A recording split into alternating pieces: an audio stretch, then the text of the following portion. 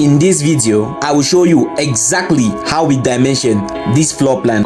We are going to have our first line of dimension, which is wall bends. So click on dimensions under documents, click on the first point, the first wall bend, which is here, and finally here. Right click, then OK. Drag to the rectangle, click OK, then finalize. We are going to repeat the same on this part. So this is the first wall bend here.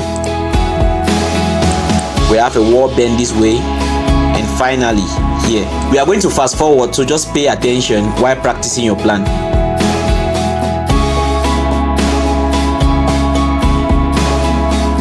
Once done, we move to the second line of dimensioning. Click on the rectangle, offset by 0.7.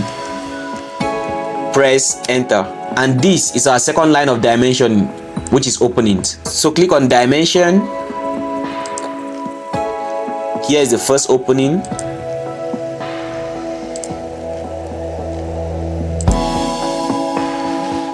Second opening.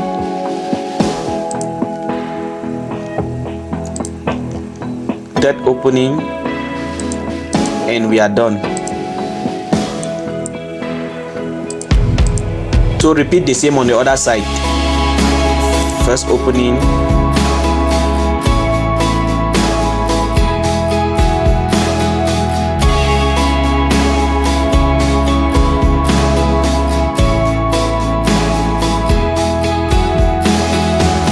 Once done with the second line of dimensioning, which is openings, we are going to offset the rectangle by 0.7.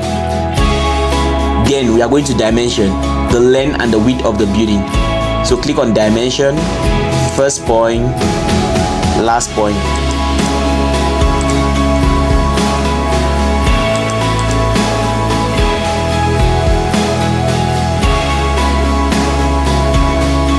And finally, first point, last point.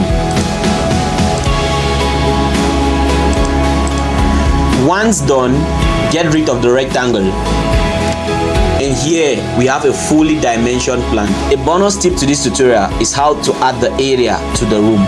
So we are going to click on the fill command.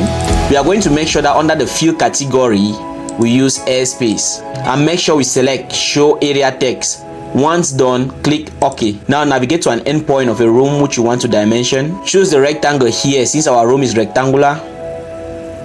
Then close it on the last point. And here is the area. So we just have to click on it and copy it and place under the text. So you can repeat this on all the rooms. And that's it for this one. You know how to support this content. A like, a share, or a quick subscribe goes a long way.